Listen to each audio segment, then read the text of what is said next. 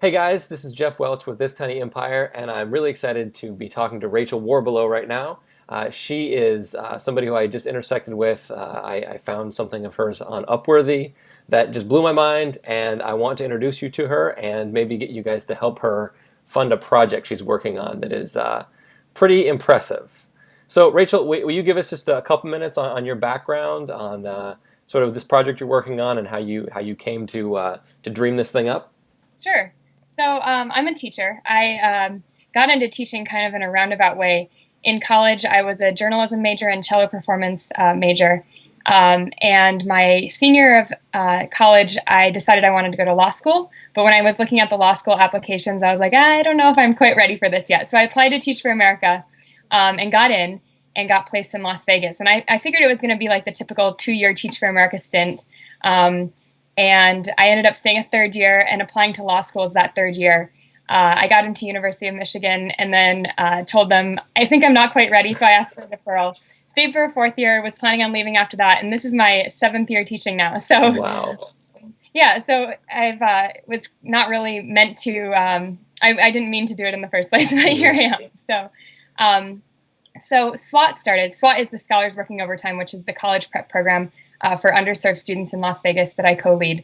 It started 4 years ago, and the reason is because I was a fifth grade teacher, and we started to see that a lot of the kids that were doing awesome in fifth grade would then go off to the middle schools and get lost in the crowd and start failing and getting suspended. And we just knew that wasn't going to lead to success in the future. So my colleague and I, Ben Salco, started an extended day program, and they did so well that first year in fifth grade that the superintendent granted us the right to have a sixth grade at that same school, which was unheard of in Las Vegas to have a sixth grade in an elementary school.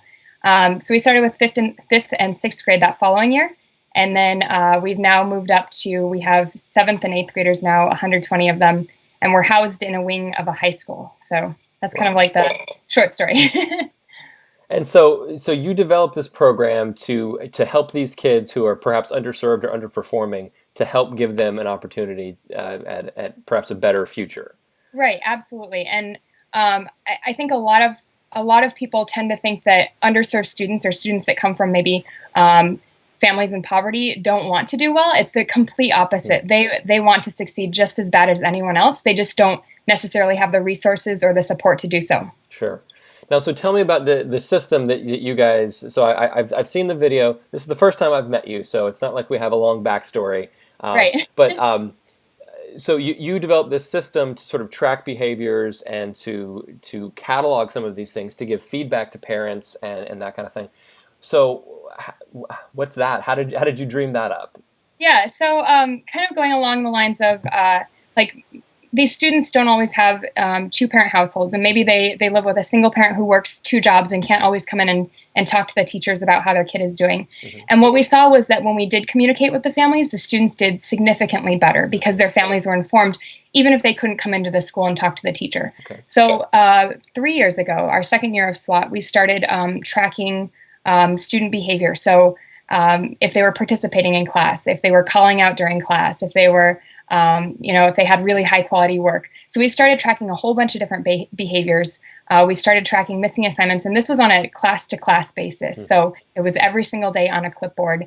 And we would hand record this data on clipboards. We would enter it into Excel spreadsheets at the end of the week, and then print out these reports that would go home to the families, and the families loved them because they would get to see how their kid was doing and be able to celebrate the good things and then work with their kids to fix the maybe challenges that they were having. Mm-hmm. But that system became so overwhelming just with, you can imagine, 6 teachers and 6 class periods, so that's 36 pieces of paper that have to be entered.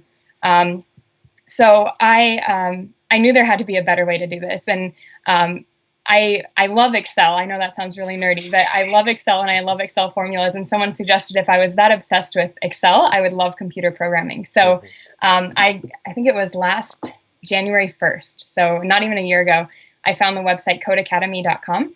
And I just started doing it. I was like, I'm going to fix this problem. I'm going to learn to code and create a web app that can do this. And I became obsessed with Code Academy. And I wanted to do something over the summer, like either take a class or something else to develop my skills further. and I found out about Dev Bootcamp, which is a 9-week kind of intensive coding camp. It's meant for people who want to get their foot in the door into tech companies. That wasn't really my what I wanted out of it, but I went there. It was an amazing place, and I ended up with a team of 3 other really awesome people developing this thing that we call the SWAT-bot. So it's a web app where you can live track behaviors and missing assignments and grades and things like that. And parents have live access to it on the internet if they have access to a computer, or they can also text into the system and it sends back a text message of a summary of the kid for that day. That is amazing. It's like somebody forgot to tell you that 5th grade teachers can't change the face of education, and so you just decided to do it. Yeah. I love everything about that. Well, that's kind of our motto in SWAT is impossible is not. So if someone tells us that it can't be done, or someone says, I don't know if that's even possible, we say, you know what, we're going to do it ourselves. So. Okay, which is a great, completely inadvertent segue into what I want to ask you next. Yeah. You decide to teach these kids how to code, but you have no computers. Right. That seems like a problem, but you guys did it anyway. I love it. Tell me about that. Yeah, so when I finished up at Dev Bootcamp, I realized that I now had the skill that, even if it was just beginner level skill, I now had this skill that I could share with my kids that would give them a leg up that maybe even kids at private schools don't necessarily have.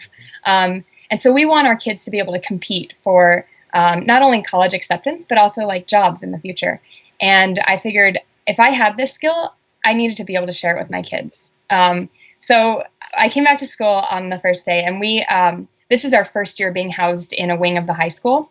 And the high school does have labs, but we are kind of guests in the school. So we get to slip into the computer lab if there's an open spot. And so we've gone in there sometimes, but mainly our class is taught in the classroom on paper, where kids are coding out HTML tags and CSS selectors and while loops and all sorts of stuff. And it's so cool to see because they are so into it.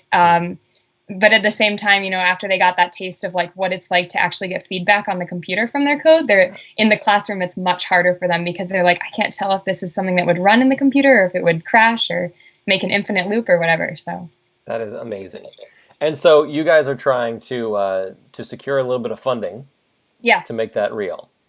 Yeah. So one of my teammates that worked on the SWAT bot with me at Dev Bootcamp, he actually came to visit SWAT in the beginning of the school year just to see how the web app was being used and if there was anything that we needed to fix on it. And we have this really awesome room right next to us that's set up to be a computer lab, but it's completely empty. So he was like, we need to do something about this. And when he told me that he wanted to start an Indiegogo campaign to get computers, I was like, yeah, go for it. We'll probably get about $1,000 and maybe be able to get like one computer or so. And I'm blown away by how supportive the community has been in supporting this effort. So it's pretty amazing to me. So at this moment, this is the real time part. So it is in Alaska, it's 11. Where you're at, it's noon. And we have, I think, 36 hours left in this little project. And you guys are trying to get $35,000, and you are at just under 30 right now. The last time I checked, it was like 29 and a half. So I mean, you're right there. This is not a crazy town anymore. This is totally possible. Oh yeah, definitely. So I want to encourage anyone watching this in the next 36 hours. Hopefully, I can share this with as many people as I can right away.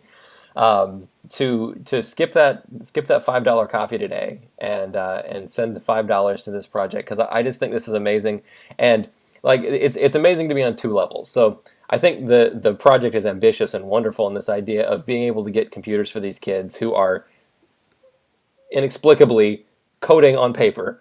I think that is wonderful, but I also just, like, you strike me as the kind of person that is just, you're committed to like making things happen and making the world a better place by with what you have to offer, and I just love that. And I think that, I mean, I don't know these kids from anybody, but I want to help these kids. So I believe in what you're doing, and I'm totally excited about it. Is there anything else you want to let people know before I let you go here? I don't think so. I mean, like I said, I'm just so amazed by people's support. Obviously, this is an important cause, and people believe in that. So I'm just really thankful for everyone who's donated and stepped up and shared the story. All right. Well, and I want to put a little bookmark here, and I want to hear more about this after, like in 3 years, Yes, when all yes, this is like, oh, you remember when we, now that we've raised $4 million, remember when we were just trying to get 35 to get this started? Like, I want to hear that part of the story later. right. So, I love Impossible is Not, and I really am just a fan of the work you're doing. So, Thank you. thank you for doing it. Thank you. All right. Thank you for your time, Rachel. Thank you. Bye.